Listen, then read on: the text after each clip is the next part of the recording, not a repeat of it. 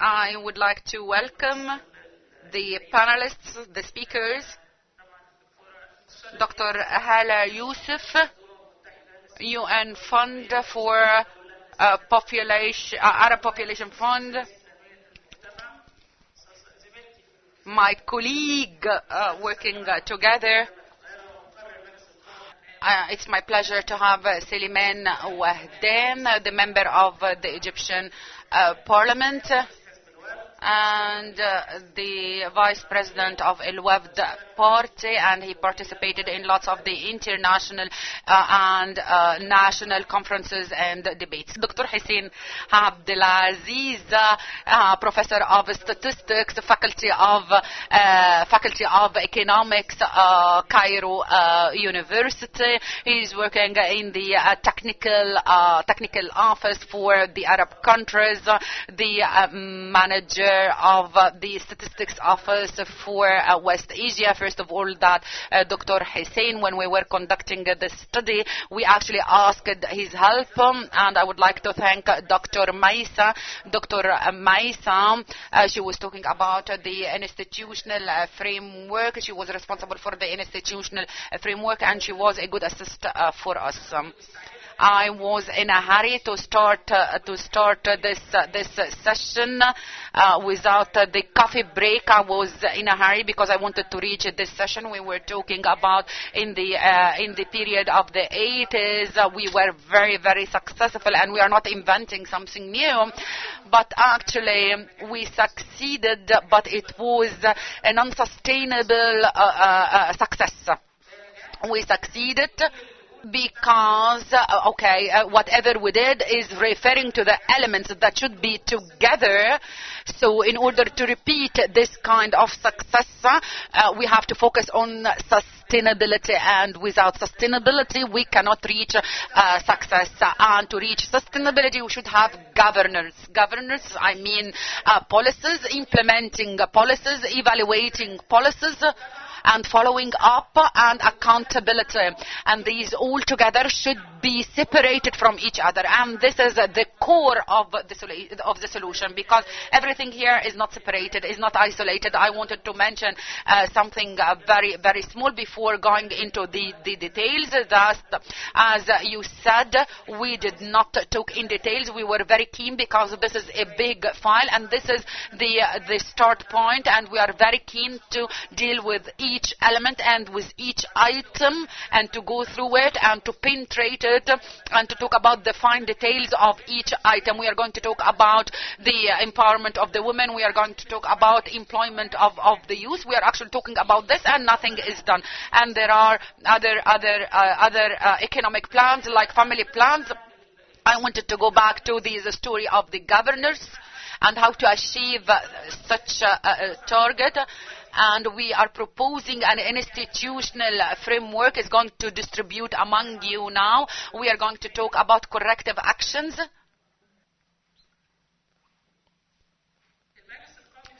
The National Council for Population, first of all, it's a package of recommendation. First of all, it shouldn't be part of the Ministry of Health, because the problem or the issue of population is not only for the Ministry of Health to be part of the cabinet, and the managing of this council should be the members should be representative of the Ministry of Planning, Ministry of Finance. Those will be the brains of the council. People are talking about the capability of the state and how to implement. Then I should have a lean organization, a slim organization, not creating a new layer in the organization system. For this reason, people working in this council should be seconded from other ministers. This is number one. Number two, to have a technical committee, because one of our catastrophes, one of our disasters, that we have a council and we don't have a technical committee who is going to translate these recommendations, who is going to implement these decisions into actions. So we should have a technical committee. Its role is to study and to draft the recommendations and the decisions, to set and according to these recommendations, to set and to conduct the population programs that the other entities should be committed to implement these recommendations. Not only to just have a report in a yellow paper and then it is thrown in the basket. It should be implemented, and it should be who is going to implement: the cabinet, the governorate. For example, the biggest role will be the Ministry of Health, but everyone is going to participate. We are talking about the Ministry of Labor, the Youth and Sports. If you looked at the names of the ministers, we talked about this throughout the day. The Ministry of Awqaf, the Ministry of Education. It's a whole educational system. We are not using it at all. With the Ministry of Higher Education, the Ministry of Social Solidarity. It's very good to have a national program, but all by its own, it is the same as if it's a balloon with holes. The system should be managed, should be reformed. The Ministry of Justice, all the laws and the legislations that they are not implemented, that they are not enforced. The Ministry of Communication, we were talking about social media, other ministers. Everybody, everyone who is related to the population should be part of this executive committee. The red arrow, it's giving orders. The green arrow, it's delivering or implementing or enforcing. Is this council is going to work by itself? We're saying that there is not enough studies, so the universities and the think tanks, along with the population experts who could be seconded, we have a huge base of expertise and the know-how. The civil society in its all entirety, the unions, the church, Al-Azhar, all of these institutions should play the role. And the directives should come from this council, and everyone should be working together for them to be to come into reality. There must be follow-up, and of course the implementing agency cannot do the follow-up. Neither should the Ministry of Health or the Population Council. There is one agency that is capable to collect the information, conduct surveys, and it is the CAPMAS. So the CAPMAS should receive the directives from the Population Council and to set the KPIs. So when I talk about KPIs, I'm talking about real ones, things that should be measurables, a measurable KPI, and that has a certain timeline. So the Population Council should set these KPIs. Who should do the work is the CAPMAS. So it is their job to assess the KPIs and to report them back. The usual KPIs have three colors. The green, the red, and the yellow ones. The green one is the target. The yellow is less than the target, and the red ones is completely off the mark. You said that 30% of the meetings, 30% of the meetings that were done from these committees, meaning that it's completely off the mark. So each of these indicators, whether in the process or the outcomes, should be set, assessed, and followed up. The National Population Council cannot do that. Who will not disregard the Parliament? All of these reports should be given to the parliament. It is the parliament's job to be responsible for the accountability and the role of the head of the state in his own capacity, and not in his capacity as the head of the state and not the head of the executive. To do that, this is the structure, and this is the structure upon which the KPI should be formulated. If you want to be on the right track, this is how good governance works. If we are able to deliver on this, everything will look completely different. Okay, should we say that we wanted to start family planning programs? We have certain proposals, such as elimination the reference list. I mean, it's really provoking to say that I should buy or to procure the contraceptives from a certain country. The private sector should be represented within the contraceptive procurement committee. Formulating a committee, a unified committee that includes the private sector, the pharmaceutical companies, the army, the police, to get the contraceptives at an affordable price.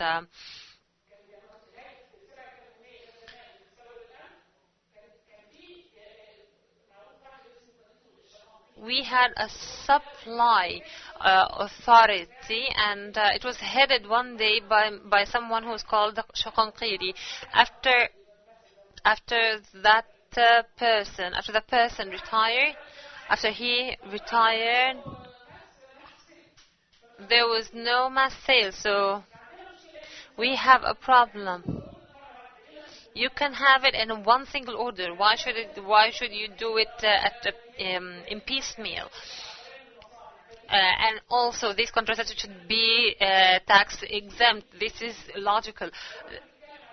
If we're talking about a cost-benefit analysis, and to see how much taxation I'm going to get from that vis-a-vis the benefit that I get from the tax exemption. It goes without saying that these contraceptives should be tax exempt. And self-finance allocation should be earmarked and providing the whole payment at the beginning of the fiscal year. There must be a certain item for the family planning. It should not be included under health, under family health care.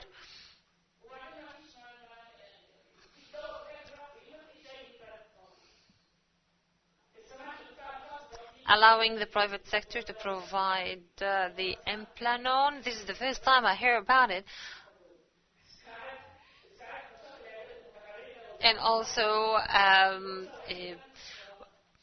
putting into effect the role of the mobile clinics, and to separate them from the family planning programs or any health program. This is a sustainable program, and that's why we need serious efforts to set a minimum range or radius between the mobile clinics and the NGOs at 3 kilometers. We need to revisit the whole system and geographical redistribution of everything. We can also license or provide training to some of the some of these nurses so that they can provide the family planning services, identifying the need, setting a database. The message is to include all of these things have already been mentioned, but we need to include them in the system, not the KPIs.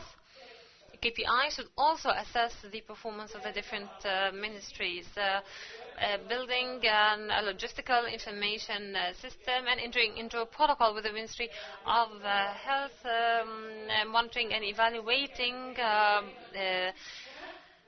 by an agency that's independent of the Ministry of Health. To formulate media messages that keeps in mind the different discrepancies, be them geographical, political, social.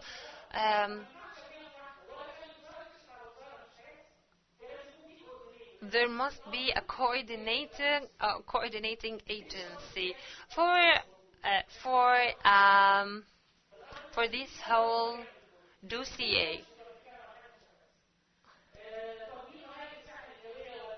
To integrate reproductive health curriculum in the school curriculum. And of course, from the primary school,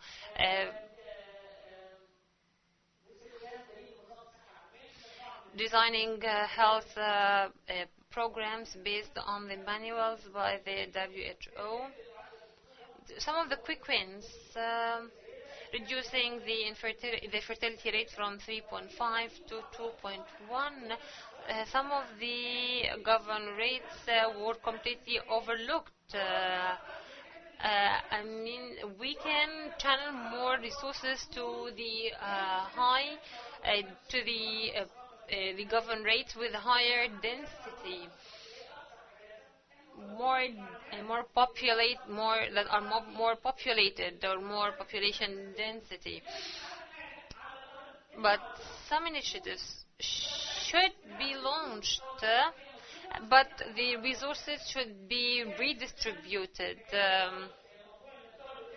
The unmet need, I mean, I have a reservation about the definition of the unmet demand. I mean, it's about someone who seeks something that they cannot get. I'm not an expert. However, an unmet need is an unmet need due to lack of awareness, lack of availability. No matter the reason is. We need to move from the current situation to the target ones. Another quick one is to meet the demand of the demand of women. I mean, if I respect people's desire, the population rate is going to drop. I mean, someone wants to have 2 children, but she had to give birth to 4 because these are unwanted pregnancies. If we achieve people's desires and as such took better care of awareness, this factor in and of itself can achieve 50% of the target. These are quick wins, but for them to happen, the institutional framework should be set right. The same goes to the govern rates with high or low living standards. It is also critical not only to reduce the population growth, but also to use the demographic opportunities, which consist of the active population from the age of 15 to 64. We said that Tunisia and Malaysia managed to achieve this, but only who managed to be a success was those who adopted successful economic policies. And this is only part of the Asian miracle. They do not have resources, but they have people who want to work. And they have an education system that graduates people who seek to work. We should have an enabling economic environment and to create growth in different economic sectors, reducing the poverty rate and raising the living standard. This is the bottom line. Sometimes we tend to forget and lose sight of what we want. No, my point is to make people live in prosperity. prosperity and to provide welfare to the population. Last word, as I said, the ECES is going to continue with the examination of this dossier, and if we wanted to work on it, we have to focus on the institutional framework and the family planning programs. We're going to continue with the female education, female empowerment, economic empowerment, and enforcing the youth, the Egypt's wealth, which is the young people, and I would like to end on the same note that we started on, that we have an article in the Constitution that stipulates that provides for a population program that aims at a balanced population growth.